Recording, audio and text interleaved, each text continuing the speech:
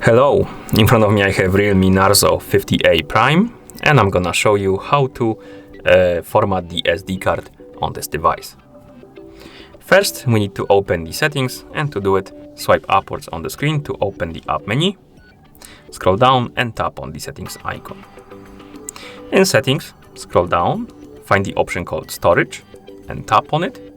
Here, select the SD card, and now we need to select the app in which we want to open the SD card, basically. And we can select one of the file managers.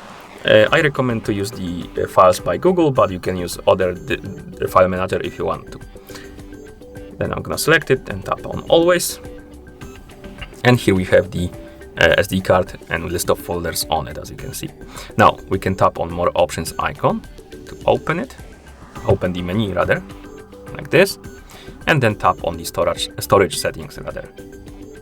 And here we have format and format as internal. Select one of the options, for example format, then tap on format SD card and wait.